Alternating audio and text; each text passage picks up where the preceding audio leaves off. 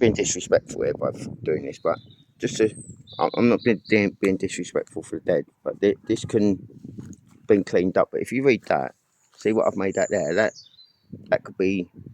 I don't want to use humour for someone who's fell, but that says if you use them letters rightly, it says in loving Mary of Carling Owl, Carling Black Label, no, Carling Owl,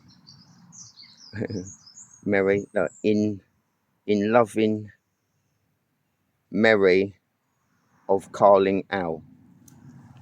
Anyway, I'm not being disrespectful. I'm just saying that I like to be humorous now and then. But all right, sleep well, mate. Rest in peace. I'm not mocking you. I'm just saying your grave's been defaced.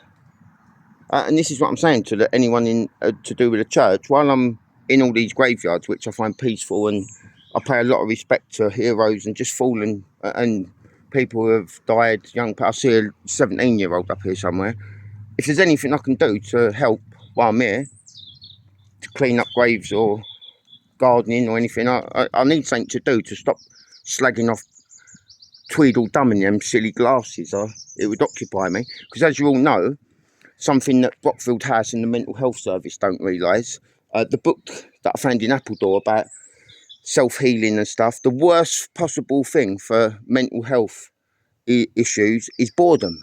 So they thought they would lock me up for 5 years, drugged me up with some shit that no one's explained what it was, because not even told me why I was there anyway, because I weren't delusional, but he pumped me full of antipsychotics apparently, because I didn't even tell him anything to make him think I was psychotic. But the book that I found in Appledore about good health, it says the worst possible thing for mental health is boredom.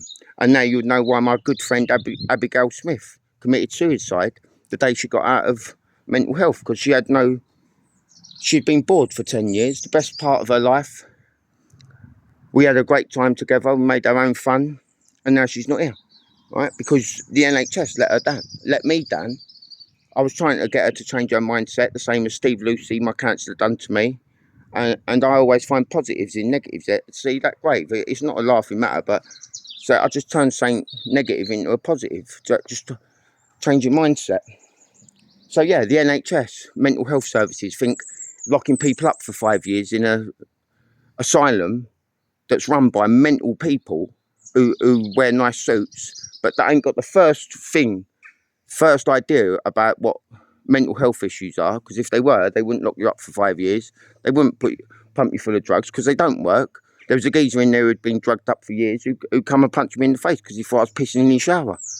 Right, so it proves that the medication don't work. Yeah, it didn't for me, it didn't for Abby, it didn't for Graham Doherty, Doc, as we called him in Brockfield House. He just said to me, I want to fucking go Ibiza. I said, I'll fucking come with you. Look me up when you get. I've looked for him, I can't find him.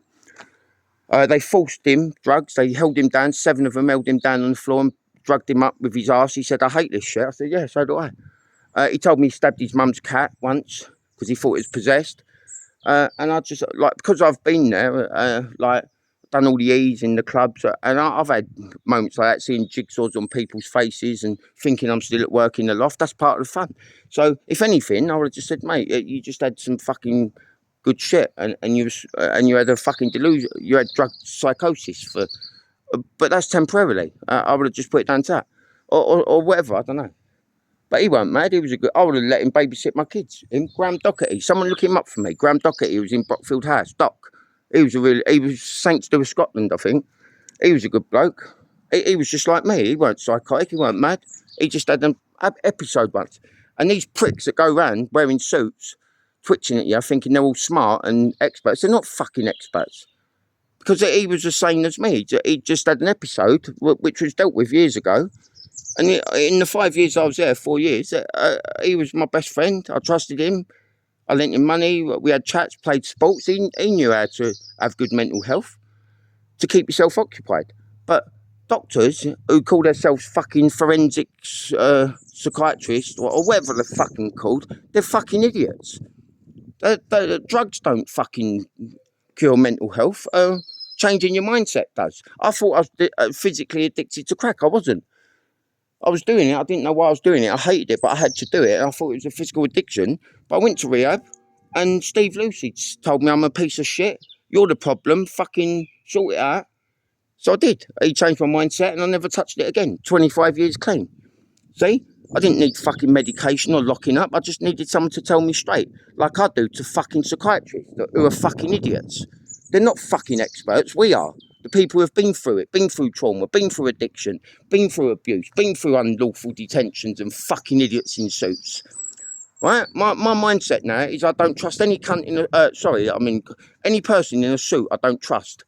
I would trust someone dressed like that. Or in fucking Bermuda shorts or overalls. They're the people I trust. Homeless people, drug addicts, people who've been abused women, abused men. People who have lost people, had accidents. My counsellor, Steve Lucy, had been in a car accident and used to have a clicky jaw and twitched. So I listened to him because he's been through trauma and overcome it. And he passed it on to me. So, yeah, don't listen to pricks who read books. So all they're doing is reading one other fucking idiot's opinion.